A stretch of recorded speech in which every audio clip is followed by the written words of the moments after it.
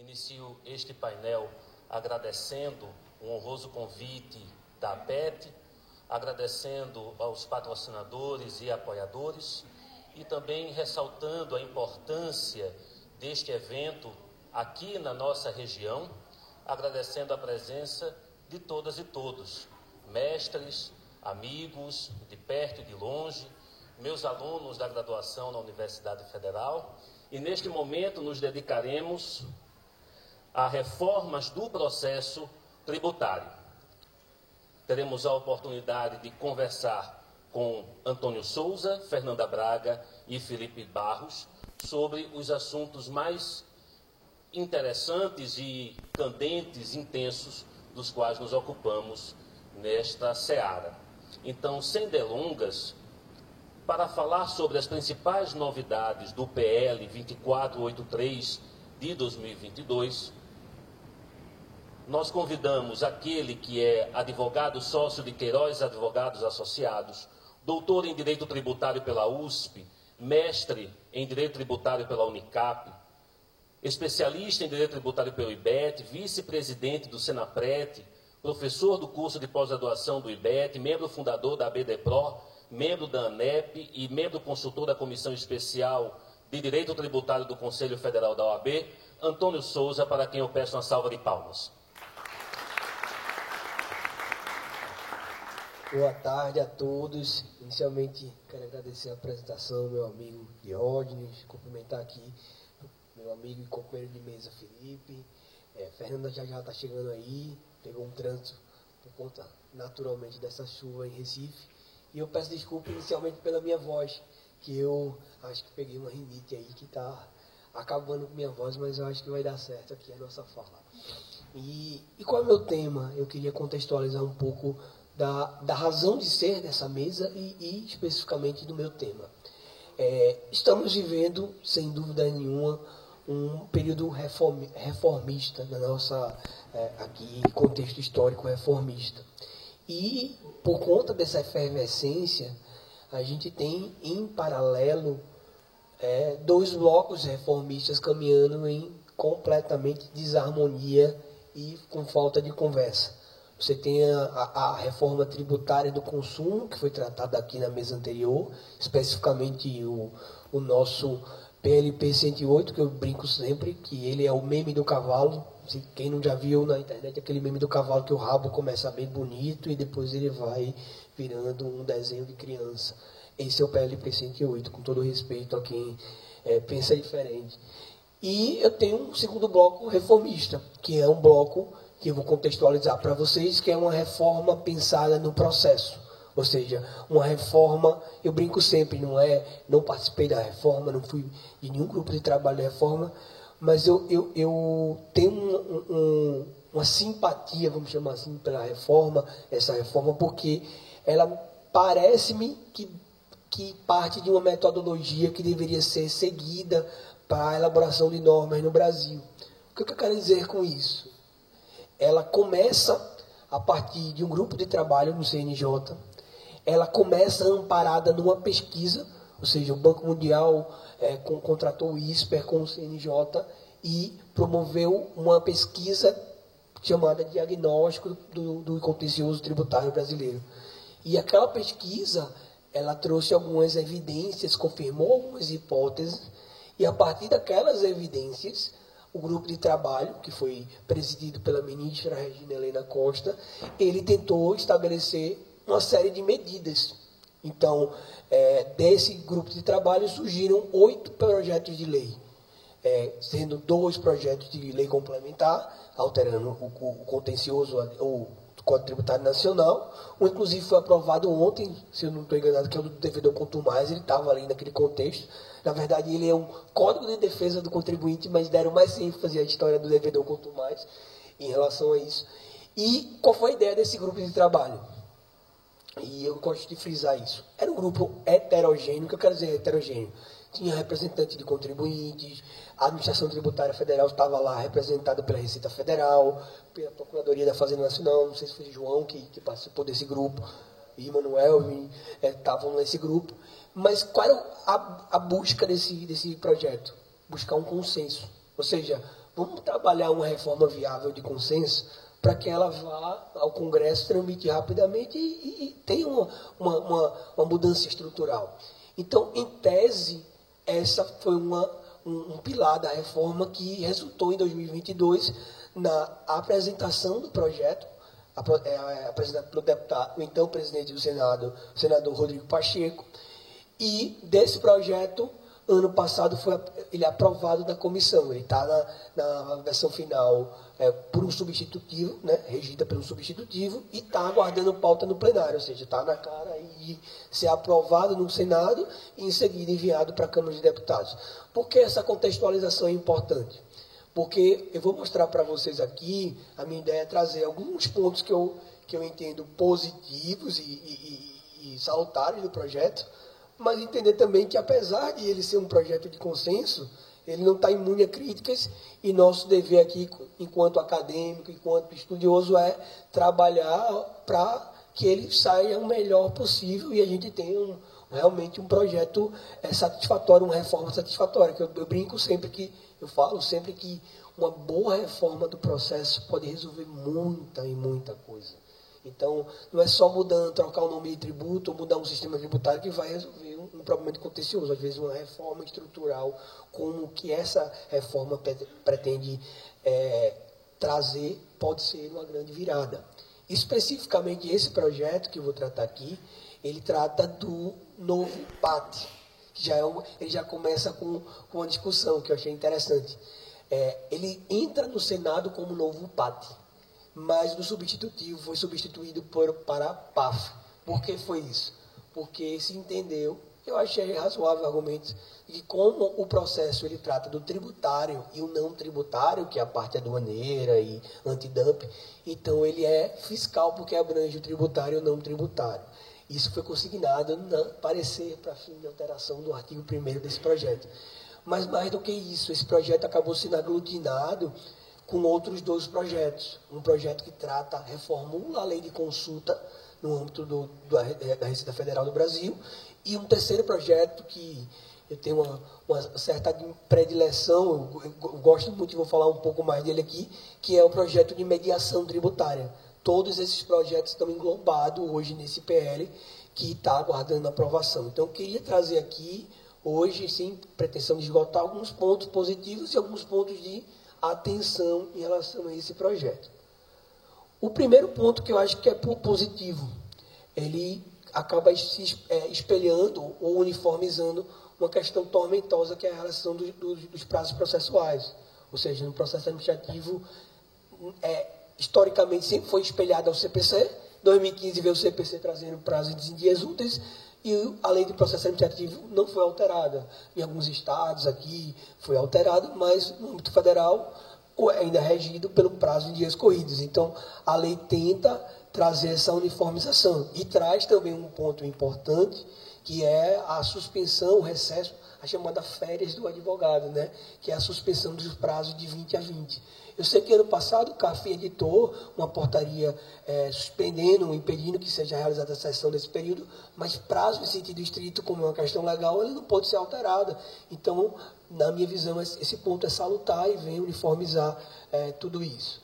Um outro ponto que eu achei interessante e salutar foi a previsão expressa de embargo e declaração para julgamentos de primeira instância, ou seja, expressamente a lei permite, a partir de agora, o embargo de declaração contra decisões da DRJ. A gente sabe que é uma questão tormentosa, porque hoje, na legislação, embargo de declaração está previsto no regimento interno do CAF, por meio de uma delegação do decreto 7235.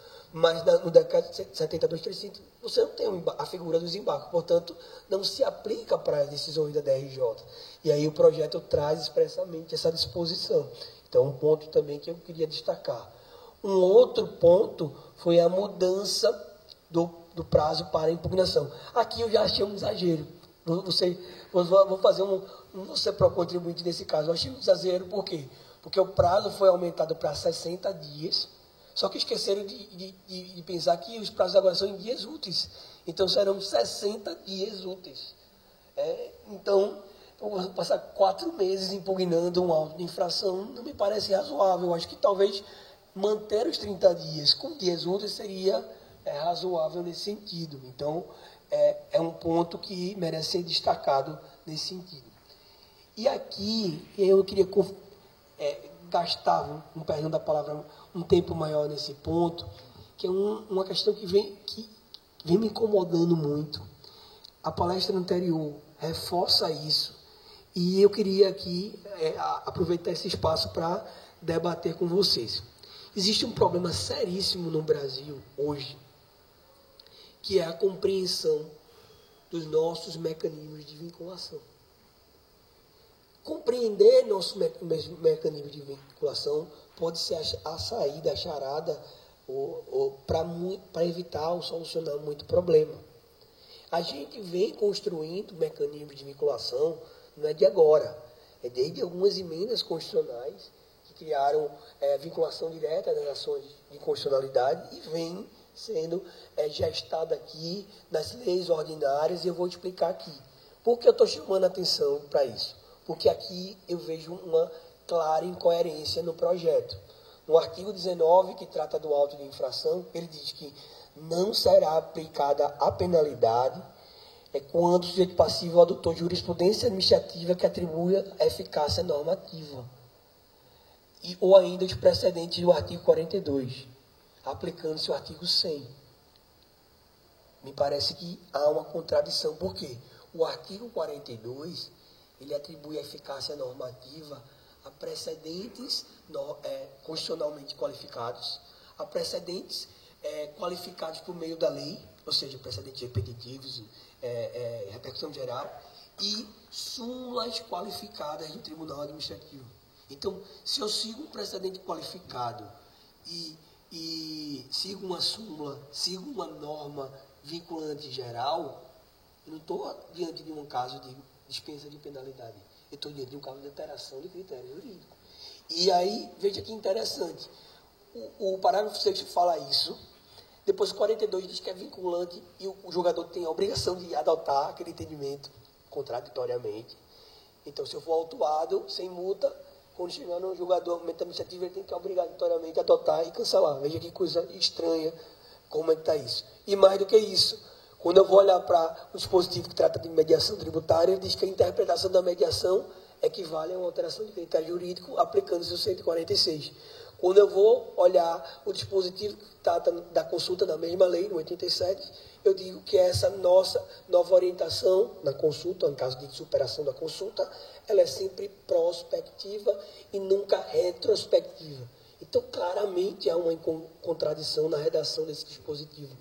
E essa contradição me fez começar a pensar, ou querer retomar aqui com vocês, um estudo que eu fiz e publiquei, que foi fruto da minha tese de doutorado, que é um livro chamado A Conservação do Ato Irregular no Direito Tributário, que vai ser publicado agora na Espanha, a versão espanhola da tese, que é o seguinte: a gente precisa entender nosso sistema de vinculação e como o sistema protege a confiança legítima nessa relação entre fisco e contribuinte. E para compreender isso, é preciso entender o nosso contexto. Nosso contexto, não é só no Brasil, é no mundo todo. Ele acabou transferindo uma atividade anteriormente praticamente exclusiva do fisco, de lançar, de cobrar, para uma atividade compartilhada. Ou seja, a partir desse momento houve uma, digamos assim, eu faço uma analogia com um livro do Peter Harbler, que é A Sociedade Aberta dos Intérpretes. A transformação o ato de criar o crédito tributário, saindo menos da administração e mais para o contribuinte, acabou transformando o contribuinte no intérprete, uma sociedade aberta do intérprete da lei tributária. E isso traz aí duas responsabilidades à administração tributária. A primeira, de garantir estabilidade interpretativa, por meio de pronunciamentos vinculantes, e em razão disso, que vai amarrar a interpretação do contribuinte. Por quê? Ele não é um jurista qualificado, ele não tem a obrigação de ter profundo conhecimento daquela matéria. O que cabe à administração tributária é fazer essa orientação, emitir juízos vinculantes sobre a interpretação da legislação e, obviamente, fiscalizar e autuar em caso de descumprimento, que é a função principal da administração nesse modelo. O que acontece? No Brasil, acabou que a gente tem um modelo no Código Tributário Nacional representativo do artigo 146 e o 100, que eu delimito assim, o 146 é o chamado modelo forte. O que é o modelo forte? É um modelo que, uma vez superada um entendimento, uma mudança de critério jurídico, aquela mudança só vale para frente. Ou seja, ainda que aquela interpretação não seja a mais adequada, se aquela interpretação foi seguida pelo contribuinte com base no ato normativo, ela não deve ser utilizada para cobrar retroativamente o tributo. Então, esse é o modelo forte. Mas ainda tem um modelo fraco. O que é o modelo fraco? É o modelo do artigo 100, parágrafo único do Código Tributário Nacional, que diz, olha, práticas reiteradas, orientações gerais em relação a isso, em caso de o contribuinte seguir isso, não será cobrada multa em relação a isso. Então, eu tenho dois modelos convivendo dentro do Código Tributário Nacional. Como compatibilizar isso com essa complexidade que a gente tem hoje de vinculação? Minha tese é o seguinte, tem como compatibilizar. Minha tese é que, se eu, como contribuinte, seguir um pronunciamento vinculante pela Constituição, aí eu digo ADI, súmula vinculante pela lei. Hoje a gente tem um fenômeno eu vou explicar mais à frente, de uma vinculação por a jurisprudência, o precedente, eu sempre digo, ele não é vinculante direto para a administração. Discordo quem pensa assim. Ele é sempre mediado por um ato normativo e uma introdução daquilo. Eu brinco sempre, a Receita é vinculada ao precedente por meio de um parecer, que pela lei, pelo procedimento da Procuradoria da Fazenda Nacional. Então, se não houver aquele parecer, ela não está vinculada. Por quê? Porque a lei media e cria um procedimento de vinculação. Então, quando eu estou diante de uma vinculação forte, que é decreto, solução normativa, parecer normativo, solução de consulta, precedentes vinculantes, eu tenho que estar trabalhando no modelo forte. Então, eu estou seguindo aquele modelo, então eu tenho que estar no forte. Se eu tenho outras tipos de situação, práticas reiteradas, coisas que não estão dotadas de eficácia normativa própria, aí sim eu estou diante de um modelo fraco. Então, eu tenho essa situação aqui, consulta, decisões, súmulas, precedentes, tudo isso é mecanismo de vinculação. Por isso que é tão importante a gente entender esse mecanismo de vinculação, para fazer essa separação. Porque senão a gente vai cair no mesmo problema e ficar tentando fechar um conteúdo semântico do que é mudança de critério jurídico. Isso, ao longo do tempo, se mostrou totalmente contraproducente. A questão não é saber o que é a mudança de critério jurídico. A questão é saber se eu seguir um pronunciamento vinculante e mudou, é daqui para frente. Se eu não seguir um pronunciamento da administração, mas ele não era vinculante, eu posso não ser penalizado por isso, mas eu vou ter que pagar o tributo. Então, é isso. E me parece que o projeto, ele quis originalmente fazer isso. Então, aqui, eu tenho esse modelo. Atendeu o vinculante, criou uma base de confiança, qualquer alteração para frente.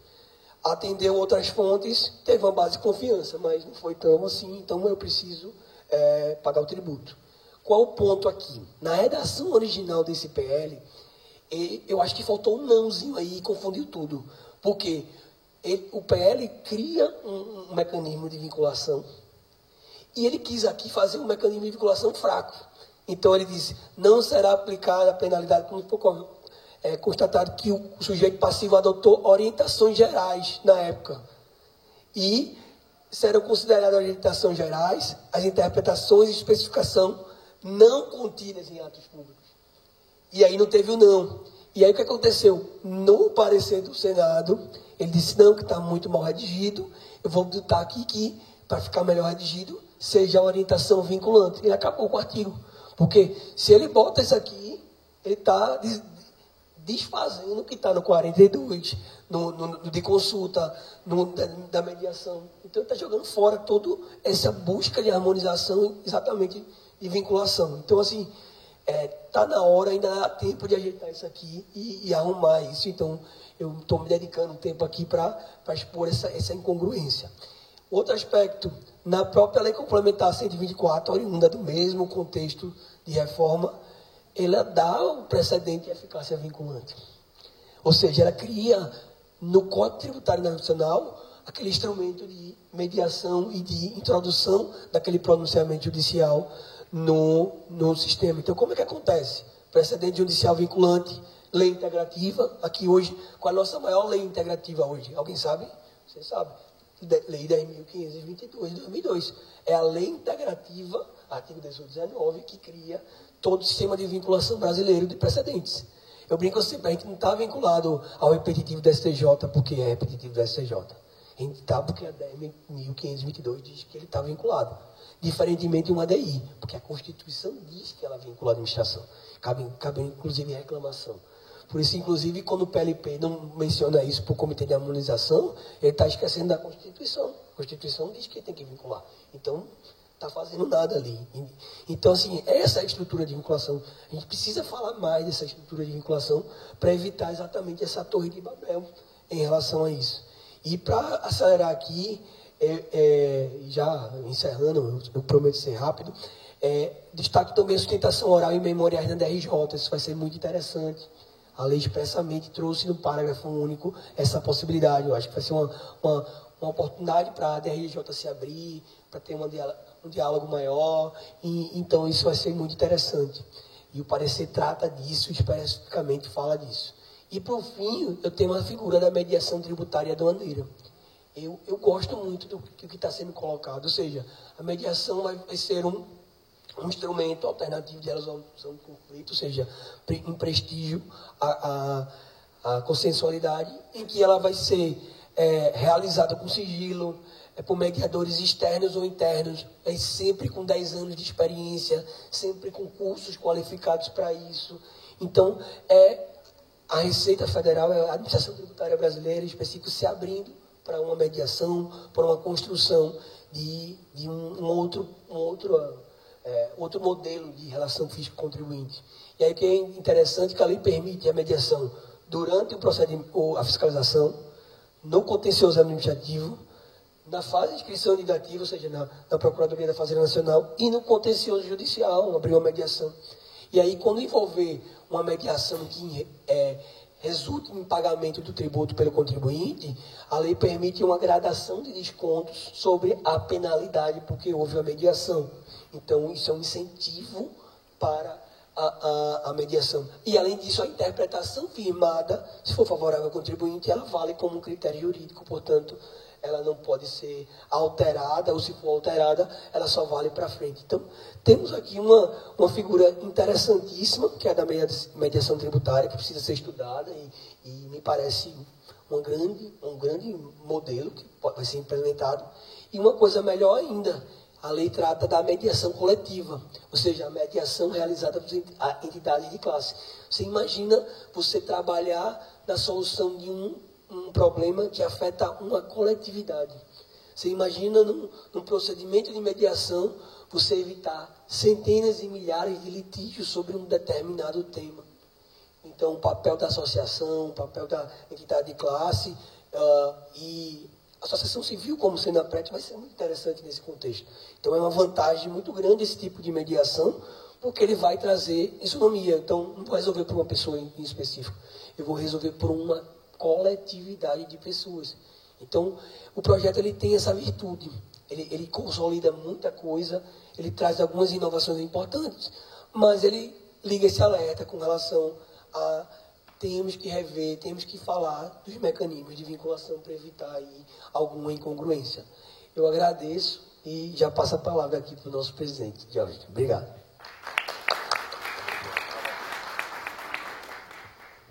O Antônio Souza, com o didatismo que lhe é próprio, ele nos deu um menu degustação de toda a lei, né? E por que ela veio? Ela veio porque houve uma mudança de contextos. Como a Ana muito bem falou, a postura que havia entre contribuintes e fisco mudou. Então não cabe mais dizermos quem vai ganhar ou quem vai perder, ou todos vão ganhar ou todos vão perder, se recordam muito bem esta paráfrase. Estamos em um outro polo, em uma outra situação. Enquanto o Antônio falava, me vinha à mente a mudança de paradigma que nós passamos no direito. Então, nós estamos falando em nível constitucional do neoconstitucionalismo em nível processual do neoprocessualismo e a necessidade de pensarmos litígios estruturais, de pensarmos harmonização e de contemplarmos essa heterogeneidade. E, ao que nos parece, todos aqueles que trabalharam nessa lei acertaram bastante. Agora, uma coisa que eu achei interessante, sabe, Antônio, no âmbito da nossa participação enquanto sociedade civil, até comentei com o Fernando que eu iria propor essa aventura coletivamente, é que esse projeto de lei que está presente no site do Congresso Nacional, ele só tem 4 votos. 2 votos favoráveis, 2 votos contrários. Então, até o final deste evento, eu encaminharei para vocês o link para que nós possamos votar e efetivamente dizer que estamos precisando de um processo novo, não só no nível do processo administrativo tributário da União, mas que ele sirva como exemplo e espelho para o que venha a ser regulamentado no âmbito dos estados, dos municípios e do Distrito Federal. Sem delongas, nós ouviremos sobre os novos desafios do contencioso tributário, aquele que é mestre em Direito Tributário pela FGV, São Paulo, especialista em processo civil pelo IDP, procurador da Fazenda Nacional, coordenador nacional da Recuperação Judicial e Falências da PGFN, membro do FONAREF do CNJ, foi coordenador da Representação Judicial e procurador-chefe da Defesa da 5ª Região e assessor da Secretaria Especial da Fazenda do Ministério da Economia. Ouviremos Felipe Barros, para quem eu peço uma salva de palmas.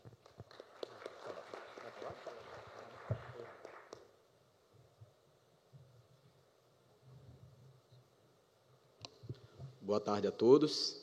Gostaria de parabenizar a PET e a CONCARF e demais instituições aí pela organização do evento. Gostaria de cumprimentar meus colegas de mesa.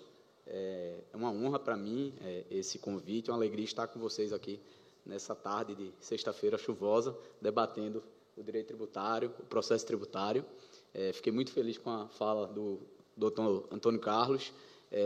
Tenho uma visão muito similar a ele sobre essa importância de reformas do processo tributário. Acho que a gente evoluir no direito material é muito importante, mas os litígios nunca vão deixar de existir, ainda mais num país culturalmente litigioso, né, como o nosso, ainda mais no meio que nos cerca aqui, da advocacia pública e privada. Acabamos tendo essa tendência, né, do litígio. Finalmente, estamos revertendo isso daí aos poucos, né, mas as reformas do contencioso são importantes. E até uma curiosidade, doutor Antônio, historicamente, né, essa lei integrativa aí para fins da redução da litigiosidade e vinculação a precedente, ela já foi decreto na época da década de 90. Isso não surgiu só com a emenda 45, né, a própria lei 10.522 é de 2002. Claro que ela foi aprimorada, expandida, mas lá em 2002 eu acho que já tinham a figura dos atos declaratórios de dispensa.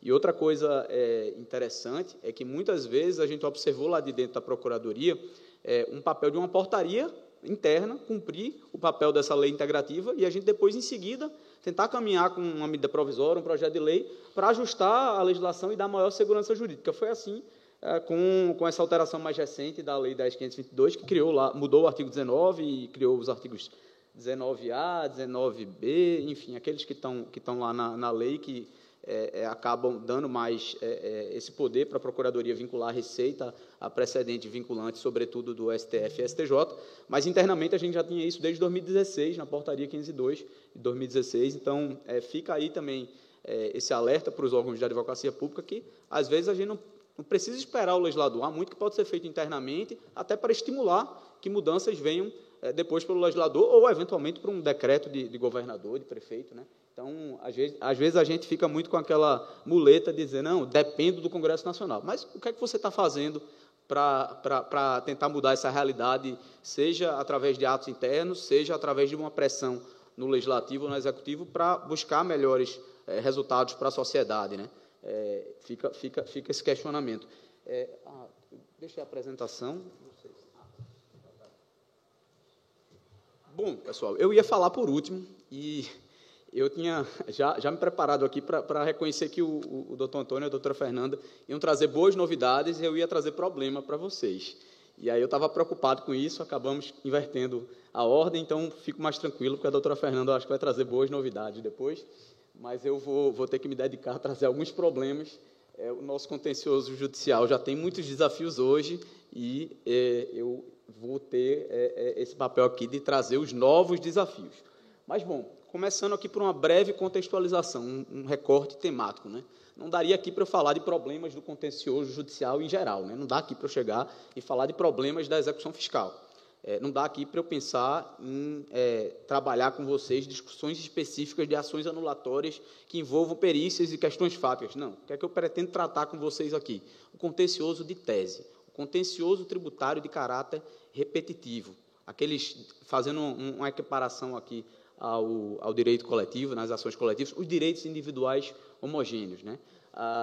É isso aqui que eu gostaria de abordar com os senhores. E aí, para justificar esse debate, eu trago algumas perguntas. A primeira delas o contencioso judicial foi diretamente abordado nas reformas e projetos relacionados ao direito do processo tributário, sejam nessas reformas que a gente está abordando aqui na mesa, seja na reforma tributária do consumo, seja em qualquer outro projeto que vocês têm visto aí ser debatido pela mídia? Me parece que não. Existem medidas pontuais, por certo, de vinculação a precedentes, harmonizações interpretativas, integração do contencioso administrativo, meios adequados de solução dos litígios, né? Talvez a gente caminhe em algum momento para uma mediação, para uma arbitragem tributária. Temos aí a transação indo bem, pelo menos a parte da transação na cobrança de créditos, mas o fato é que a gente não tem debatido medidas especificamente voltadas a mudar a forma como o contencioso judicial tributário acontece no Brasil.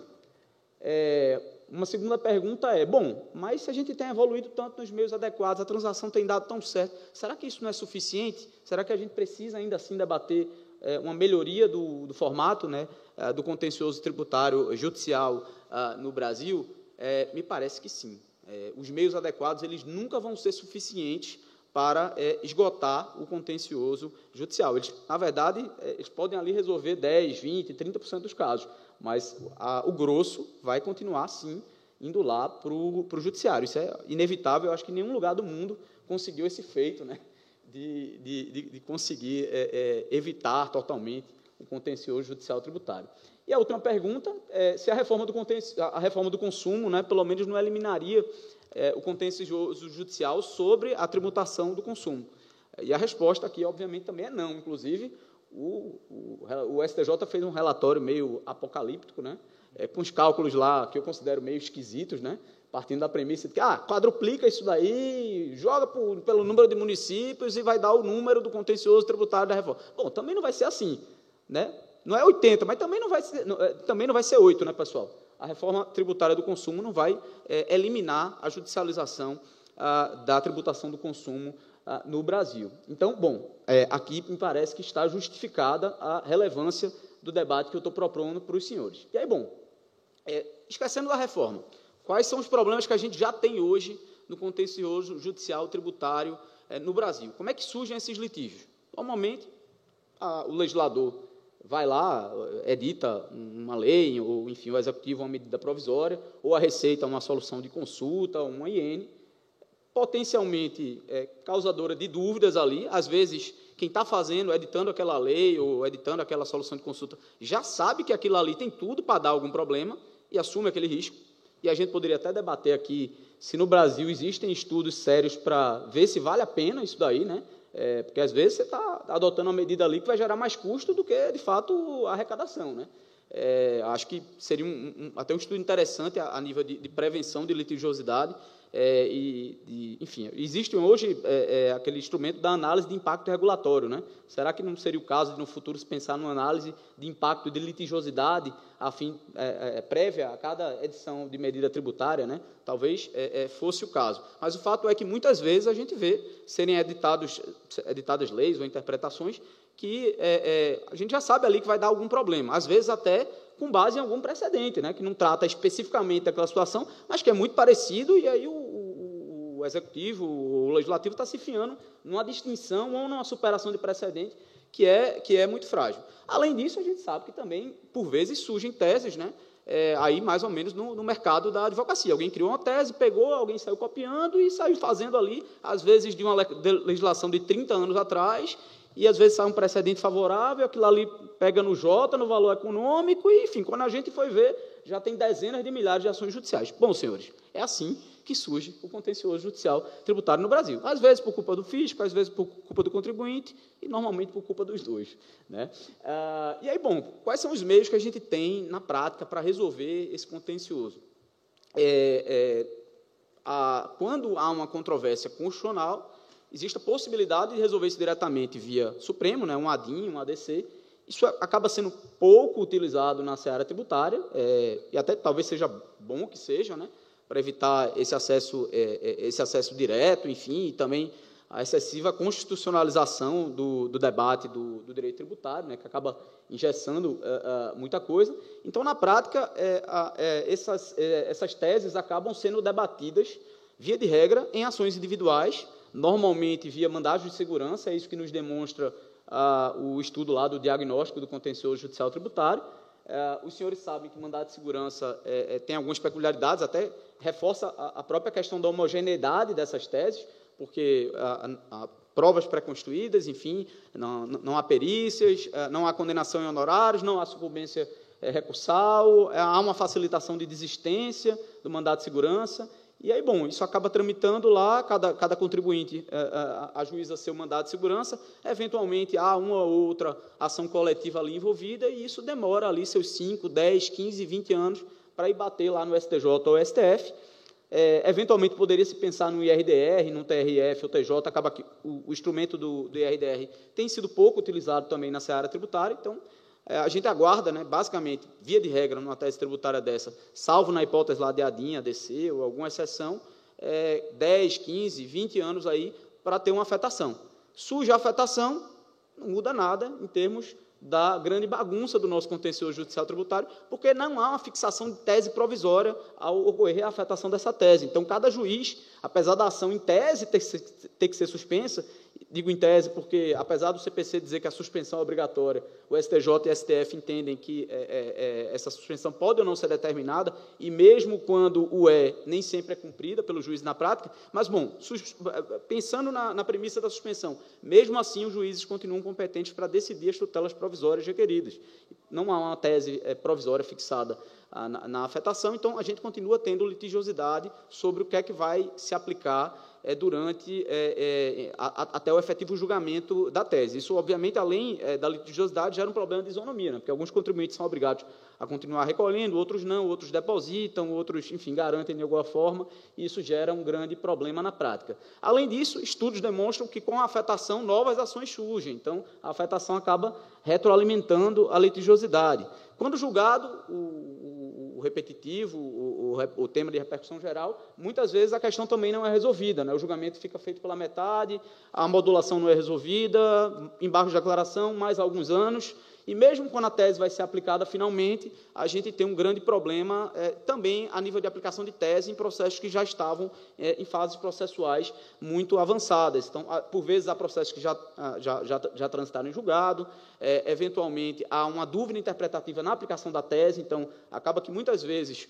os TJs e TRFs se tornam intérpretes desse precedente criado pelo Supremo e STJ, que passa a ser uma nova lei, que passa também a não ser aplicada de forma uniforme, né? Quando não há aquela rebeldia jurisprudencial da recusa à aplicação da tese mesmo, por algum motivo se cria alguma distinção ali devida ou indevida e a questão não é finalizada. Então, bom, a gente tem um sistema que tem graves problemas, né, hoje, independentemente da reforma.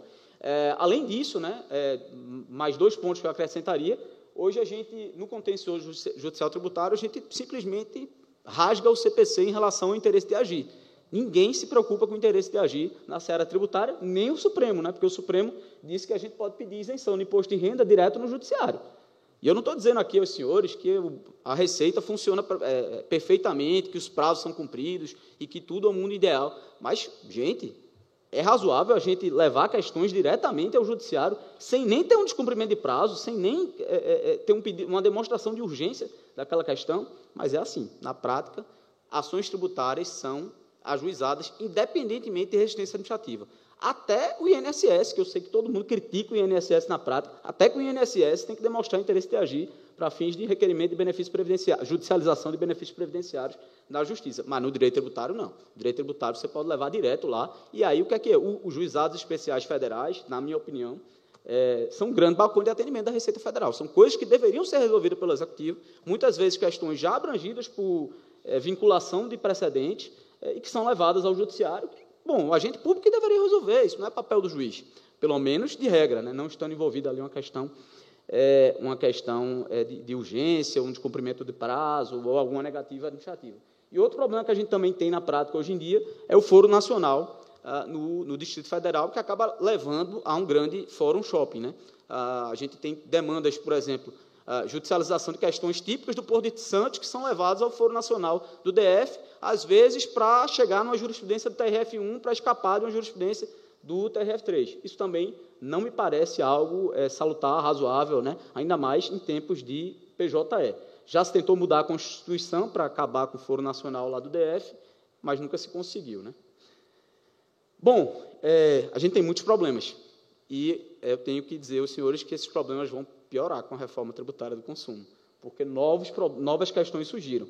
Agora a gente tem IBS e CBS, e se nada mudar, a princípio, né, esses tributos vão ser discutidos em ações judiciais separadas e de competência de justiças distintas, Justiça Estadual e Justiça Federal. E aí isso se hoje a gente tem um problema, pessoal, de que contribuintes diferentes podem ser tratados de modo diferente, o que é bastante grave, aqui a gente vai passar a ter um problema maior ainda, que o mesmo contribuinte, em relação ao mesmo fato gerador, pode ter interpretações divergentes do Judiciário, porque a Justiça Estadual pode entender que a tributação é indevida e afastar o IBS, e a Justiça Federal entender que a CBS é devida e ele vai ser exigido da CBS. Lembrando aqui que eu estou tratando só de tese, tá, pessoal? Não estou nem entrando nos problemas de anulatória, de execução fiscal, enfim, nada disso foi tratado pela reforma em princípio. A tributação no destino também, né, que não é algo imediato, né, vale lembrar que a gente vai ter um longo período de transição, então até chegarmos lá na tributação realmente integral no destino, acho que só em 2070 e alguma coisa, né, não lembro mais do cálculo, a gente vai ter, né, uma multiplicidade de potenciais entes destinatários desses valores e também a própria questão do papel do comitê gestor, né, em relação à atuação desses entes. Então, não há nenhuma disposição que nos dê uma pista sobre quem seria o ente legitimado passivo numa ação tributária dessa, se o comitê gestor, se todos os estados, todos os municípios. A gente não tem pistas com relação a isso, nem na Constituição, nem na Lei Complementar 214, que é o que a gente tem de aprovado até agora sobre a reforma tributária do consumo. Também temos potenciais distinções aí de acordo com o objeto da ação, né? Por exemplo, se a ação discutir só a alíquota, trata de um jeito, se discutir alguma interpretação do comitê gestor, trata de outro, como é que fica? Outro grande problema diz respeito aos precatórios de IBS, né? Como é que vai pagar isso daí? Vai ter precatório mesmo, não vai? Eu acho que não é razoável que a gente fique picotando, né? O contribuinte entra com ação e vai emitir 10 precatórios, aí vai um do estado de Pernambuco, outro para o estado de São Paulo, de acordo com a destinação daquele tributo, se é que vai ser possível identificar, no caso concreto, qual teria sido exatamente a destinação daquele valor que ele está tendo restituição. E parece que seria mais adequado serem precatórios do comitê gestor, e aí internamente o comitê gestor observa isso. Agora, isso ensejaria debate sobre a ordem de pagamentos, né? Porque os contribuintes, os cidadãos, né, brasileiros que estiverem na fila de precatórios do CEGIBS, né, vão passar na frente de quem estava na fila de precatório direta dos entes. Outra opção é a gente excluir o regime de precatórios aqui em relação ao EBS e prever que, nesse caso, haverá o pagamento normal, como todos nós fazemos, se formos condenados judicialmente, e aí pensar como uma restituição administrativa, né? Se o contribuinte, quando obtém administrativamente o direito de restituição, ele é pago diretamente sem precatório, e aí funciona como uma anulação de receita, né, para fins de direito financeiro, tal como uma compensação, por que a condenação judicial, nesse caso específico, em que a gente tem um ente ali apartado, isso não vai prejudicar a programação orçamentária, o volume, esse ente tem capacidade financeira ali de fazer esses ressarcimentos, talvez seja o caso de criar uma hipótese de exceção constitucional ao regime de precatórios, só que isso não foi feito ainda. Além disso, a gente tem um contexto muito evidente de conflitos e divergências interpretativas entre os próprios entes federativos. Aqui, sim, o legislador se preocupou já em criar uma hipótese de ação civil originária lá de competência do STJ para sanear esses conflitos e vem se preocupando com isso também em relação ao próprio funcionamento do comitê gestor, com a criação lá do Fórum de Harmonização, tudo isso que foi debatido nos painéis anteriores. Então, aqui, sim, o legislador já atentou para esse possível problema, mas já o relacionamento com o contribuinte, em termos de contencioso judicial, ficou um pouco esquecido. E aí os senhores podem lançar a seguinte pergunta: mas, Felipe, eu vi ali que no artigo 38 da Lei Complementar 214 tem um dispositivo que parece indicar que ninguém vai ter direito mais à repetição de indébito. Isso vai resolver o problema?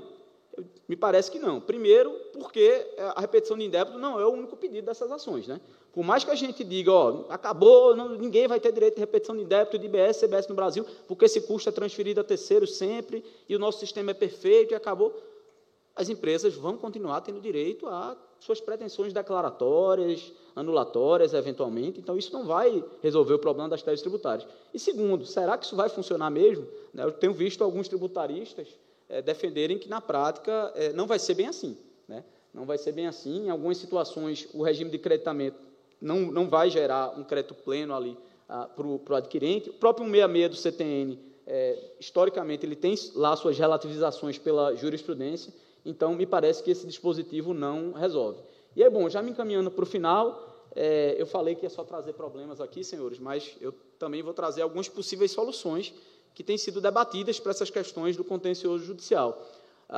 Não dá para explorá-las bem a fundo pelo nosso tempo, mas vou só mencioná-las brevemente. Uma delas é a criação de uma ação declaratória de legalidade e ilegalidade no STJ, para que a gente possa, nas questões infraconstitucionais, levá-las diretamente ao STJ. Isso pode ser bom, sim, a gente teria mais um instrumento, né? Na prática, não vai resolver tudo, assim como a ADC e a ADIM, mesmo para questões constitucionais, não são tão usados assim, sempre vai ter uma jurisprudência defensiva ali do Tribunal Superior restringindo um pouco o acesso. Tem também o lado de que a gente acaba permitindo criar precedentes sem uma prévia maturação, né? Debate jurisprudencial em primeira e segunda instância, então a questão chega pé salto a uma corte superior e pode ser definida prematuramente, então a gente tem que ter uma preocupação muito grande com um contraditório qualificado nessa ação, um rol de legitimados também restrito, não pode ser banalizado, até pelos impactos que se vai ter do que vier a ser decidido. Outra ideia muito interessante, que talvez se assemelha um pouco à DIL, mas acaba tendo um envolvimento maior da primeira e, eventualmente, da segunda instância ali, do Judiciário, é a criação de um procedimento modelo de competência do STF, STJ, com fixação de tese provisória na afetação. Aqui é basicamente um IRDR sem precisar ter pendência de caso concreto no tribunal. Então, a ideia seria, a partir de uma provocação da primeira instância, ainda que se passando por uma validação prévia da segunda instância, você possa remeter questões para serem julgadas pelo STJ e STF e talvez, no momento da afetação dessa tese, já ter a fixação de uma tese provisória para uniformizar a questão das tutelas provisórias. Aqui parece uma questão interessante e vejam, senhores, como a gente não dependeria da questão de ter um caso concreto em tramitação no Tribunal Superior, a gente poderia, surgindo a tese, os primeiros casos, os juízes de primeira instância já provocarem, ou os legitimados, o STF, STJ, ou quem quer que seja, e a gente não demoraria mais 5, 10, 15 anos para ter afetação, e quando já tivesse a afetação, a gente já poderia ter uma tese provisória. Outra ideia que tem se debatido é a criação de uma justiça especializada, uma justiça tributária, é algo que não é simples, porque envolve perda de poder aí, pelos TJs, TRFs, né? Potencialmente novos custos, né, se não se aproveitar as estruturas existentes. Há também a ideia de concentrar tudo na Justiça Federal, né? Por outro lado, aí, há uma resistência dos juízes estaduais em relação a aceitar isso, dos próprios estados também, de entenderem que isso aí jogaria mais poderes nas mãos da própria União, né, retirando totalmente de campo os TJs. Uma ideia que tem sido mais comentada, né, e que parece estar mais avançada em debate lá no âmbito do CNJ, é a de aproveitar as estruturas já existentes, então, com a criação de várias turmas de primeira e segunda instância mistas, com composição feita por juízes estaduais e federais, e com competência nacional. Então, independentemente do local do fato gerador, essas demandas relativas a uma mesma operação seriam distribuídas por sorteio, e aí, salvado eventuais casos de conexão, prevenção, enfim, isso aí seria tratado por esses órgãos jurisdicionais mistos, cujos titulares seriam mantidos administrativamente vinculados a seus tribunais de origem. Então, essa é a diferença dessa medida para a criação de uma nova justiça, porque se aproveitariam os juízes estaduais e federais atualmente existentes. Uma outra medida que tem sido debatida, e que até já poderia ser aplicável na prática hoje, é a da centralização de processos repetitivos via cooperação jurisdicional, né? A gente poderia já hoje pensar em regras de modificação de competência, pelo menos dentro de cada estado ou dentro de cada região, concentrando, e até você poderia pensar, por exemplo, isso só para processos que viessem sobre temas já afetados, e aí para uniformizar a própria questão da aplicação de uma tutela provisória, né? Evitar divergências interpretativas dentro de uma região ou de um mesmo estado. Isso já é permitido pelo CPC, mas não é aplicado na seara tributária, e é uma ideia que tem sido lançada, expandir isso, né, em algum projeto que venha a tratar especificamente do contencioso aí decorrente da reforma do consumo. Outra ideia que eu até abordei na minha dissertação de mestrado é a questão do uso das ações coletivas em matéria tributária, né? Hoje a gente não tem, costumo dizer, uma ação coletiva tributária de verdade no Brasil, que seria o caso de uma ACP tributária. Não cabe a ACP em matéria tributária, pelo menos via de regra, e isso talvez não seja a solução ideal. A gente, estudando a doutrina processual, podemos perceber que talvez o caminho mais adequado para a solução de litígios de caráter repetitivo seja, num primeiro momento, tentar a via da ação coletiva, né? Acaba que a alternativa dos repetitivos barra repercussão geral ali deveria ser uma solução subsidiária. Talvez pelo fato de uma resistência da Fazenda Pública que existia lá na década de 90, no início dos anos 2000, ter vedado a questão da ação coletiva, a gente acabou indo pelo outro caminho e esqueceu que esse continua existindo. Existe, por exemplo, nos Estados Unidos, né? Até vi um caso muito interessante lá das taxas PITIM FIIs. O pessoal lá foi feita uma ação coletiva em determinado estado, existe um site, como se fosse um site de uma recuperação judicial, tem um administrador do processo, e ele cuida ali, ele informa tudo sobre como é que você faz para aderir àquela ação coletiva, como é que você faz para se excluir daquela ação coletiva. Bom, será que não era o caso da gente repensar o nosso sistema no Brasil, até também permitindo, eventualmente, a conversão de ações individuais em coletivas?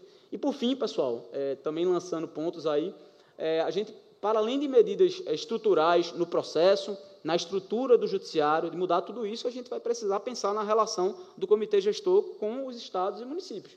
É inviável a gente pensar que o contribuinte vai ter que litigar contra todos os estados, todos os municípios. Então, alguma regra vai ter que ser criada. Uma delas é a possibilidade de pensar o comitê gestor como substituto processual. Mas eu sei que também tem inúmeros debates sobre isso. A ideia aqui foram lançar pontos para reflexão, né, e não definir qual seria a solução ideal. Mas, enfim, agradeço a todos. Muito obrigado.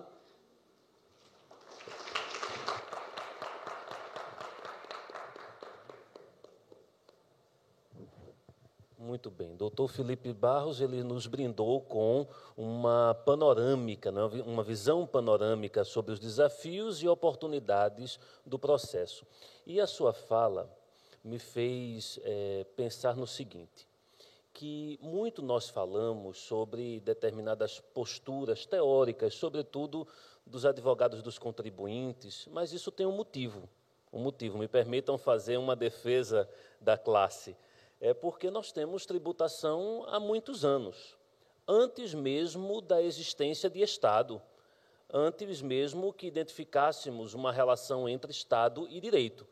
Qual é a diferença daquele modelo tributário para o modelo tributário de agora? É a consciência de que o poder de tributar tem limites. E como se exerce essa pretensão de limitar o poder de tributar? É através do processo. Então, o processo é tão importante quanto a reflexão sobre o direito material. Enquanto o Felipe falava, vinha à mente, gastamos páginas e páginas, horas e horas, refletindo sobre IBS e CBS, que são tributos irmãos e, ao que dizem, irmãos gêmeos, não é? Segundo meu orientador de sempre, o professor Roque Antônio Carrasa, citando Cícero, a história é a mestra da vida, não é? A história é a mestra da vida.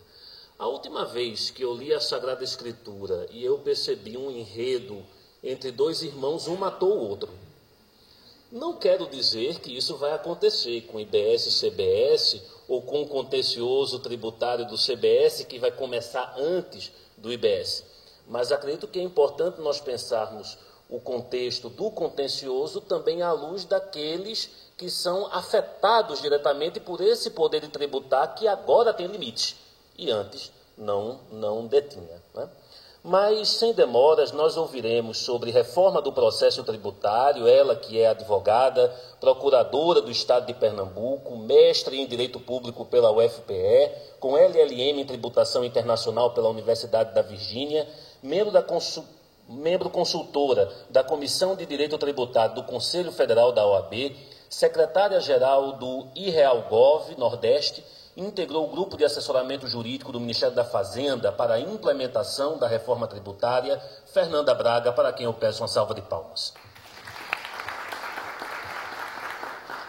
Boa tarde a todos. Eu queria primeiro me desculpar pelo atraso. Eu vim direto, saí do aeroporto para cá, atrasou o voo, também peguei um pouco de chuva. Queria agradecer a presença de vocês. O horário já está adiantado, sexta-feira, chuvosa, não vou me alongar. Quero agradecer o convite do Dr. Marcelo Peixoto, do Dr. Antônio, e cumprimentar aqui o Dr. Felipe, o Dr. Diógenes, palestras extremamente relevantes. Eu fiquei para falar sobre boas novas, mas a minha perspectiva sobre o que eu vou falar agora, que me coube, que é o projeto de lei complementar que pretende alterar o CTN, eu vejo com algumas ressalvas. E eu vou dizer por quê, eu vou começar logo explicando. Minha perspectiva é uma perspectiva de agente duplo, porque eu sou advogada e eu sou procuradora também. Então, eu sinto as duas dores. Eu sinto a dor do poder público, eu sinto a dor do contribuinte. Então, quando a gente vai olhar para esse projeto e para a reforma do consumo, o que me parece é que esse projeto, embora ele venha trazer questões que são absolutamente importantes, muito vem consolidar práticas que já existem. A minha sensação é de que ele nasce olhando para trás. Ele nasce olhando para a realidade que nós temos hoje. Ele não dialoga com os projetos de reforma do consumo. Então, alguns pontos que o doutor Felipe já colocou aí, que são problemáticos, me parece que também não estão sendo devidamente analisados nesse projeto. E um outro aspecto que eu acho que seria de extrema relevância já colocar, porque nós estamos falando do CTN, que é uma norma nacional, não é? Já seria o caso de a gente começar a pensar na influência de, por exemplo, a inteligência artificial dentro do processo tributário, porque isso já é uma realidade. Isso já é uma realidade no CARF, isso já é uma realidade no STJ, o Vitor, e a gente não vê essa preocupação do legislador nessa oportunidade, que o projeto é recente, de 2022. Né? Então, alguns juristas já vêm falando, por exemplo, do devido processo digital, que você consiga ter transparência, que os critérios que são utilizados na inteligência artificial sejam auditáveis. Né? E aí, esses doutrinadores colocam que essa preocupação com o devido processo digital não vem ainda refletido como uma preocupação do legislador. E aí, quando a gente vai analisar a reforma do consumo, que é uma reforma toda estruturada com base num sistema, não nos esqueçamos disso. Né? Porque a reforma ela tem milhões de artigos jurídicos, mas a espinha dorsal que vai sustentar a reforma do consumo é o split payment, que é um sistema. Não é? E a gente, então, começa a pensar, será que não seria o caso? Claro que em direito tributário a gente tem hoje a realidade que não se fala de hipossuficiência. Mas, se nós vamos partir para uma reforma tão significativa na forma como contribuinte e fisco vão interagir, será que já não é o caso de pensar numa hipossuficiência digital? Porque a gente tem que pensar que nem todo contribuinte tem milhões de contadores, tem milhões de reais para gastar com sistemas e está apto a lidar com essa tecnologia. Então, esse é um ponto que eu acho que o projeto que vem modificar o Código Tributário Nacional, ele, de certa forma, ele está olhando para a realidade posta, ele não está olhando para o futuro. Então, essa é a minha primeira crítica ao projeto. Ele traz muitos aspectos, ele não só fala de processo tributário, ele vai, inclusive, modificar questões de direito material, mas eu trouxe só alguns pontos aqui para falar, principalmente, não só para criticar, mas também para elogiar o que tem para elogiar, e também não é possível a gente esgotar toda a temática, porque algumas mudanças são bem significativas, né? Então, eu queria começar falando sobre a importância, e aí eu vejo como um ponto positivo, a importância que está sendo incorporada ao Código Tributário Nacional em relação aos meios alternativos de solução de conflitos, que já é uma realidade. Então, se é algo novo, mas é algo que já vem refletir o que nós já temos, não traz realmente nenhum impacto na relação fisco-contribuinte. Então, o código, essa proposta, o Código Tributário Nacional, ele vai prever que esses meios alternativos de solução de conflito eles devem ser prioridade da administração e do contribuinte. Então, vamos ter um CTN que menciona a arbitragem, que menciona a mediação, que menciona a transação. Não é? Vou começar falando sobre a mediação, já que o doutor Antônio já falou, aí vou falar um pouco sobre isso, porque a mediação, na forma como enxergo ela na prática, ela só vai fazer sentido, de fato, quando existe um terceiro isento, né? E aí a importância de trazer esses mediadores externos. Não é?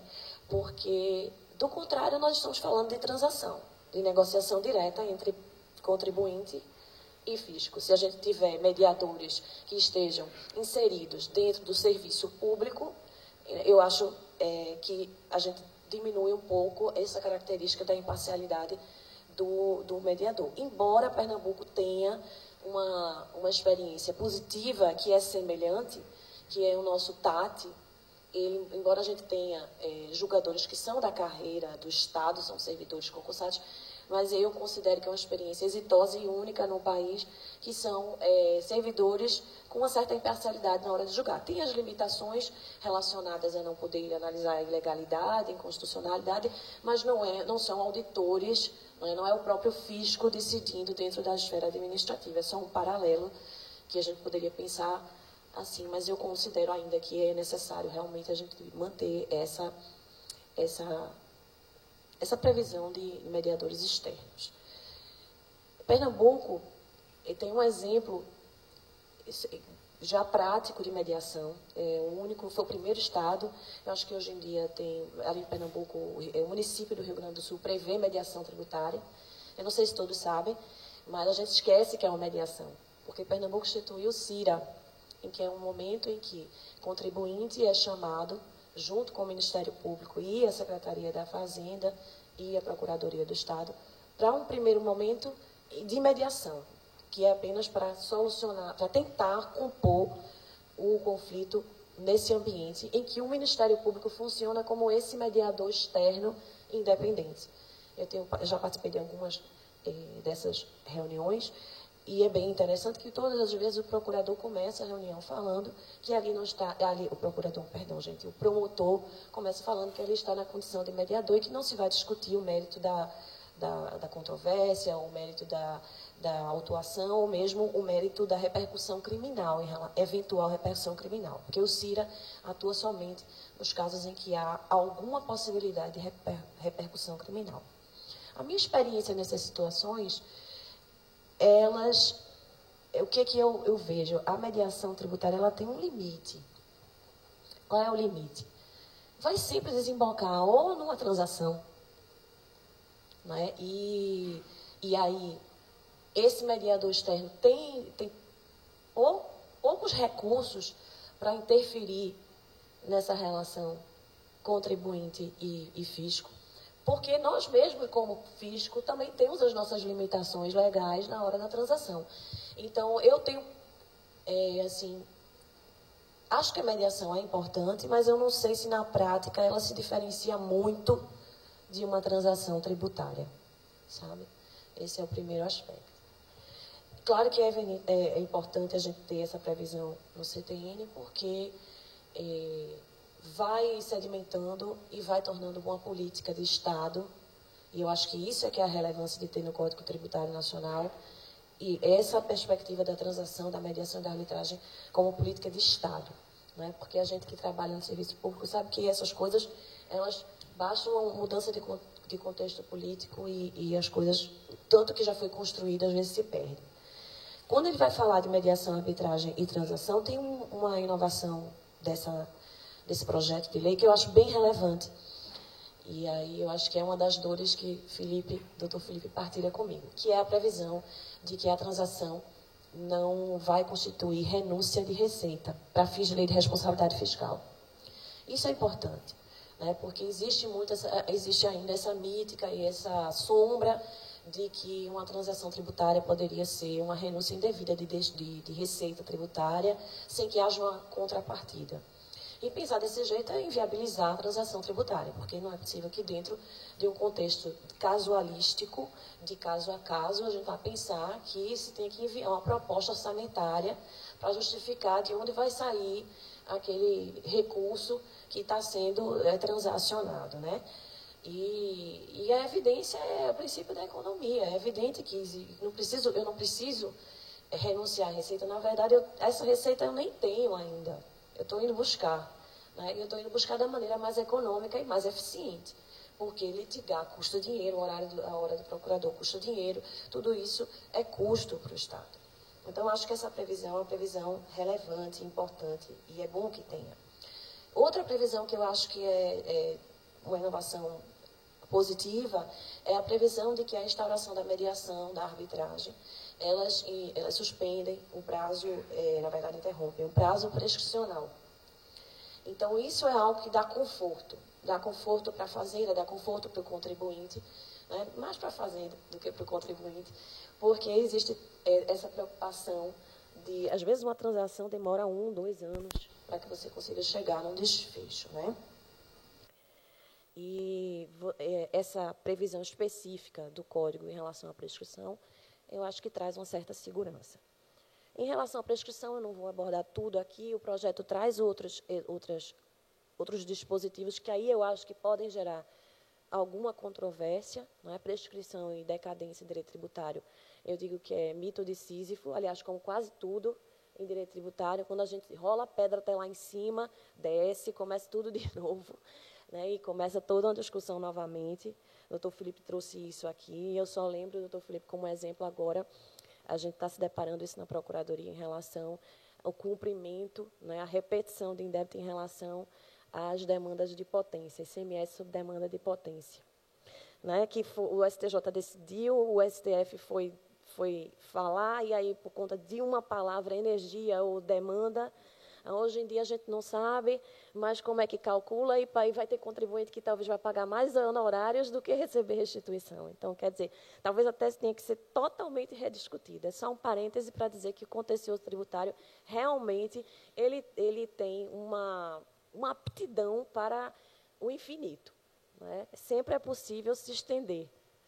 Né? Então, é por isso que eu sou uma pessoa bem cética em relação, com todo respeito a todo o esforço político que foi feito, participei, inclusive, dos debates dentro do Ministério da Economia para a regulamentação da reforma, mas eu sou bastante cética e crítica à reforma do consumo. Eu acho que ela não vai simplificar, ela não vai diminuir o litígio, ela não vai diminuir custo tributário, ela não vai reduzir a carga tributária. Então, assim, mas isso é uma perspectiva bem pessoal, e é chorar sobre o leite derramado, talvez, a essa altura, né? Mas alguns pontos ainda precisam ser ajustados. Um ponto que eu acho que é outra coisa que me preocupa nesse projeto, e aí já falando para um outro aspecto, já superando essa parte dos meios alternativos, é que o projeto ele traz agora uma regulamentação bem detalhada sobre multas. Né? E aí eu estou falando agora, talvez, de uma perspectiva de federação de procuradora do Estado, porque a gente já tem uma reforma do consumo que vai trazer um super órgão sem precedente na nossa democracia, um órgão com autonomia financeira, autonomia legislativa e autonomia executória. Não temos nenhum outro órgão com essa concentração de poderes. Eu estou falando do comitê gestor. Né? E E toda essa regulamentação ficou centralizada na União, com uma grande parcela de renúncia de competência tributária dos estados. E agora a gente vem o CTN, que desce na minúcia de dizer como vão ser as multas.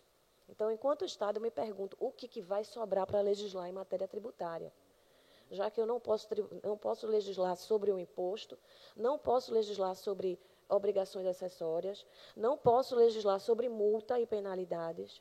O que é que resta de competência tributária para os estados? E eu me preocupo do ponto de vista de federação, né, porque talvez seja uma formação acadêmica e até sentimental minha, mas eu acredito que federação é um dos pilares de democracia.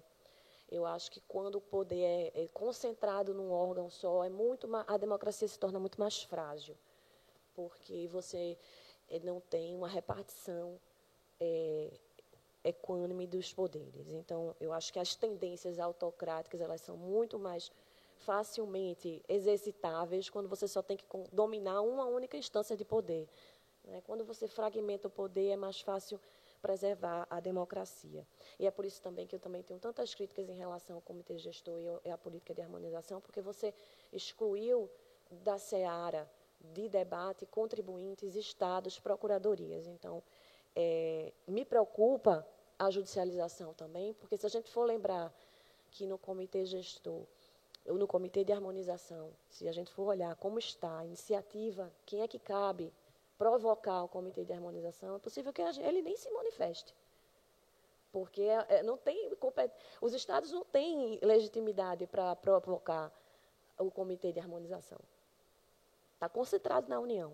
E aí eu acho que é um ponto que vai ser problemático. E aí por isso que eu digo que esse projeto é olhando para trás.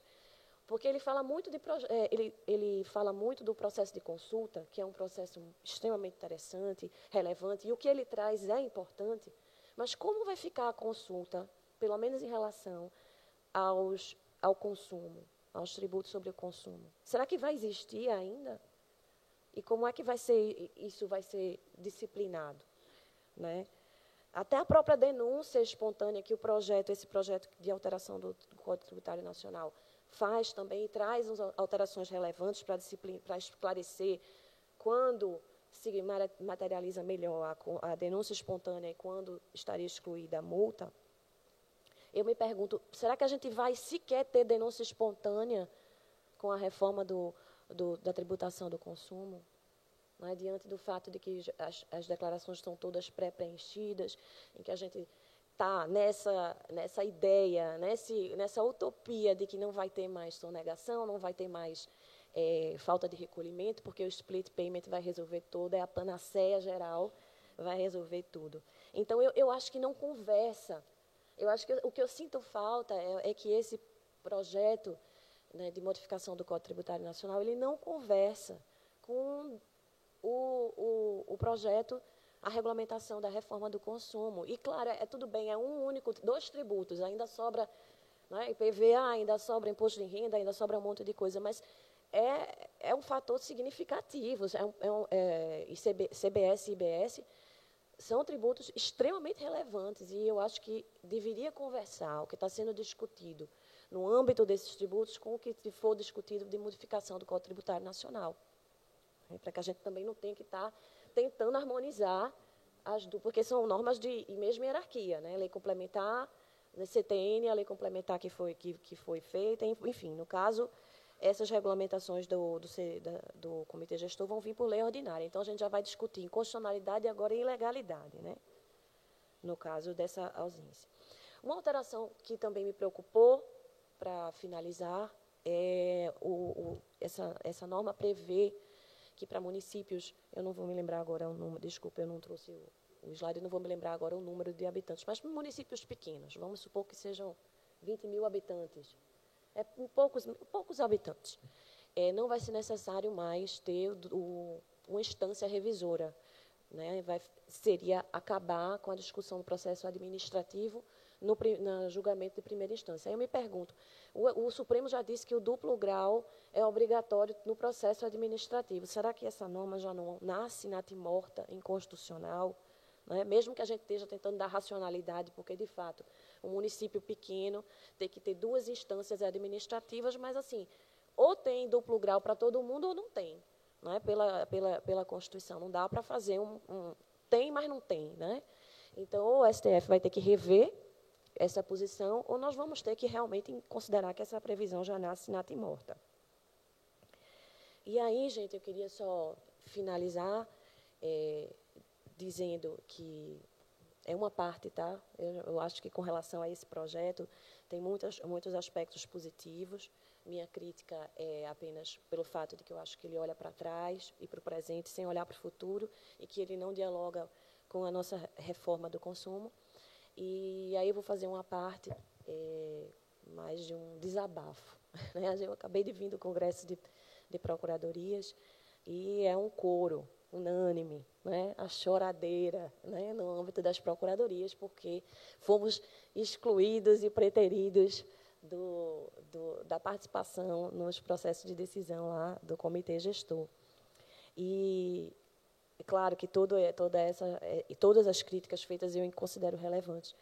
E eu queria deixar aqui o desabafo no sentido de que, tentando simplificar o que de fato precisava ser simplificado, talvez a gente esteja criando algo que é até bem mais complexo, porque o ICMS que está na Constituição, ele não é um imposto ruim.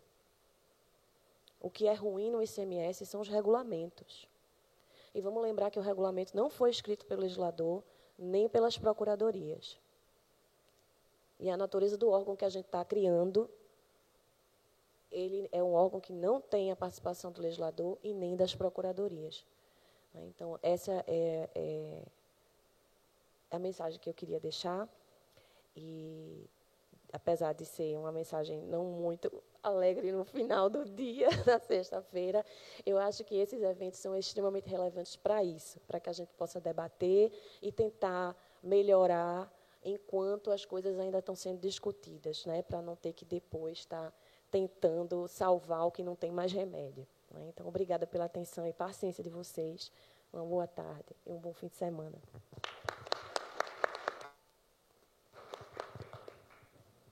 Muito obrigado, Fernanda Braga. Nós vamos ter adiante um momento especial, que é a conferência de encerramento, mas não poderia deixar de me associar ao seu desabafo, porque os contribuintes se sentem na mesma situação. Veja que pelo fisco houve uma dúvida se haveria ou não a tributação em Fernando de Noronha, e o nosso amigo Antônio Alcoforado rapidamente resolveu isso, porque não havia no projeto original a tributação em Fernando de Noronha. E Antônio Alcoforado foi lá, mexeu os pauzinhos e resolveu.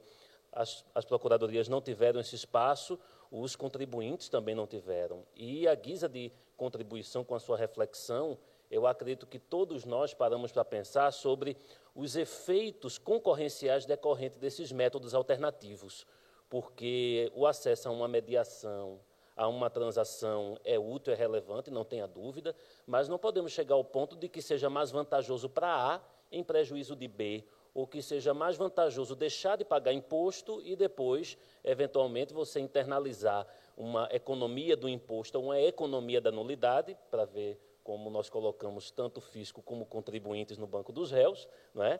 E prestigiar depois uma solução através de um método alternativo. Não é? Então, agradecendo a participação de Antônio Souza, Felipe Barros, Fernanda Braga, agradecendo o honroso convite a mim chegado por Marcelo Peixoto,